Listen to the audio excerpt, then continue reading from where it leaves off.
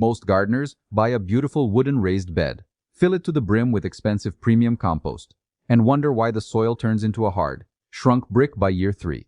The surface looks dark, rich, and perfectly moist when you spray it with a garden hose. But 6 inches below, the environment tells a completely different story. The roots hit a dense, airless floor that behaves more like wet concrete than a living ecosystem. The problem isn't the quality of the compost you bought this spring. The problem is what you didn't put at the very bottom before the first seed went in. Long before plastic bags of sterilized soil mix were stacked on wooden pallets outside big box stores, growers built their garden beds out of what the immediate landscape provided. They didn't view a raised bed as a static container meant to hold imported material. They viewed it as a slow-burning digestion column. When you examine the traditional homestead methods used throughout the early parts of the last century, you find a deliberate, systematic layering process that looks counterintuitive to the modern eye. Instead of filling a deep frame with uniform, finely sifted dirt, they intentionally cluttered the bottom with coarse, unrefined yard debris. That sounds like an invitation for pests or a waste of space, but it solved a fundamental physical problem that modern bagged soil mixes cannot fix on their own. When you fill a deep container with nothing but fine, loose organic material, physics takes over. Every time you apply water, those microscopic particles migrate downward. Gravity pulls the smallest bits of silt, sand, and decomposed compost toward the bottom of the box. Over 12 to 18 months, these fine particles pack tightly together, filling every single air pocket. The weight of the wet soil above presses down on this lower layer, creating an anaerobic dead zone. Water can no longer drain through it efficiently, and oxygen cannot penetrate it from above. The plant on the surface shows the symptoms: yellowing lower leaves, stunted root development, and a constant need for supplemental liquid fertilizers. The gardener reacts by adding more nutrients to the top, but the soil system below cannot process them. This is where most gardeners get misled. They assume that because compost is rich in nutrients, an entire bed made of compost must be ideal. But a raised bed can be full of rich material and still be completely empty of structure. Without a structural skeleton at the base, the entire column eventually collapses under its own weight. The ancient method that bypassed this issue entirely relies on a simple principle: controlled subsurface stratification. Instead of trying to create a uniform environment from top to bottom, you create a gradient of decomposition. At the very floor of the bed, you need coarse, highly stable carbon materials that refuse to compact under pressure. This means starting with a foundation of small logs, thick fallen branches, and woody trimmings from fruit trees or hardy shrubs.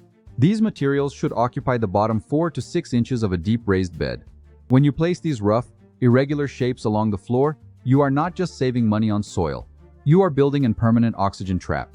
The random angles of the branches create large, open voids that cannot be easily crushed by the weight of the dirt above. This open network ensures that even when the upper layers are completely saturated by heavy rain, excess water can easily filter down, exit the bottom of the bed, and pull fresh oxygen deep into the root zone behind it as it drains away.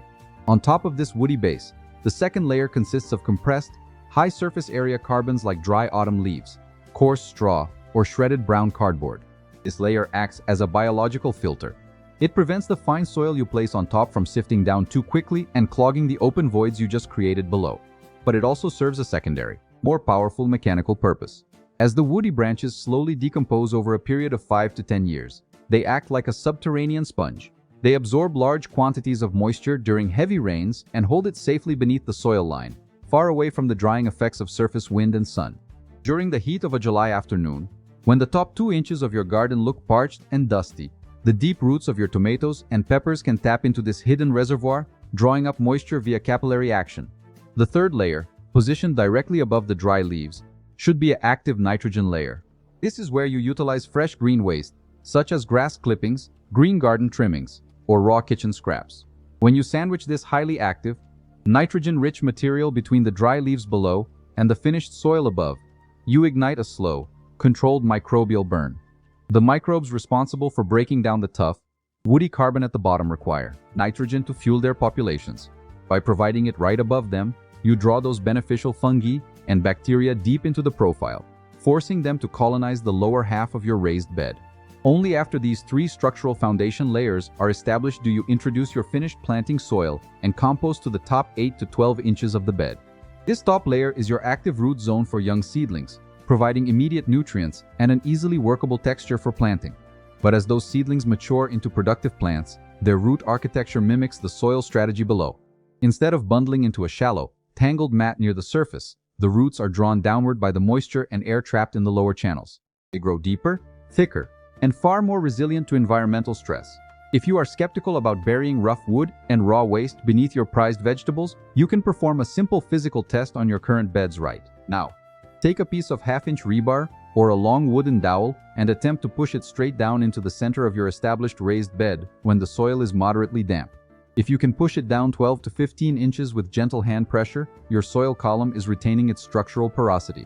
But if you hit a hard stop at 5 or 6 inches, a point where you would have to lean your full body weight onto the metal to force it deeper, your bed has collapsed internally. It has formed a subterranean floor that is suffocating your plant's root systems, regardless of how much premium fertilizer you spray on the leaves. For beds that are already fully planted and suffering from this internal compaction, you cannot easily dig them up without destroying your current crops. However, you can begin to introduce this structural logic through targeted vertical intervention. Using a thick soil auger attached to a cordless drill, or even a simple iron planting bar, carefully sink 3-inch wide vertical shafts down through the soil profile between your wider spaced plants, going all the way to the native ground below. Fill these deep vertical columns not with fine compost, but with coarse, washed pea gravel, small wood chips, or tightly packed straw. These structural pillars act as immediate ventilation shafts, allowing oxygen to bypass the compacted upper crust and giving earthworms a clear, protected highway to move up and down through the dead zone.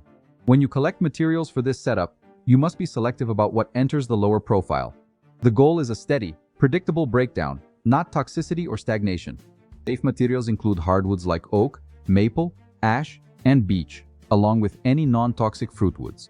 You can safely use massive amounts of clean, dry oak or maple leaves, clean straw, unprinted brown cardboard, and grass clippings from lawns that have never been treated with persistent herbicides.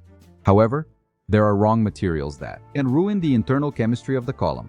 Avoid using large amounts of softwoods that contain high concentrations of natural resins or antimicrobial compounds, such as cedar, cypress, or fresh pine. These woods resist decomposition for too long and can release terpenes that inhibit root growth in sensitive young plants. Never use treated lumber, pallets with unknown chemical histories, or glossy, colored cardboard that contains heavy metal inks. Furthermore, do not include aggressive perennial weeds, diseased plant tissue, or walnut wood, which contains the natural herbicide juglone that can stunt or kill tomatoes and nightshades from below. The timing of this construction is just as critical as the material choice. The ideal window to build a stratified bed is late autumn or early winter. By assembling the layers before the ground freezes, you give the rough wood, raw green waste, and compressed leaves several months to settle, absorb winter moisture, and begin their initial microbial breakdown without the pressure of supporting active plant growth.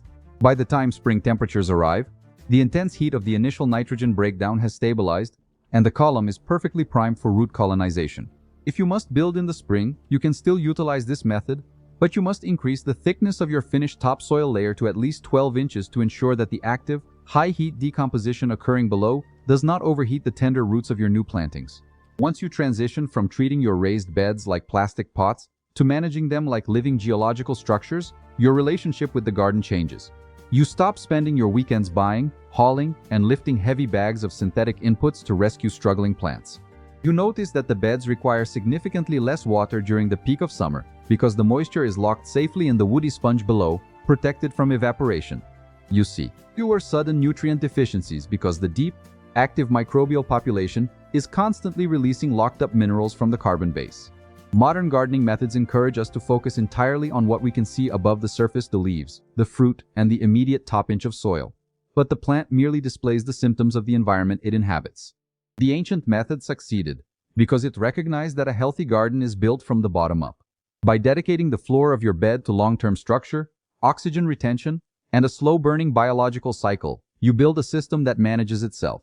You stop chasing short-term growth with continuous external inputs, and you start cultivating a deep, resilient foundation that grows stronger with every passing season.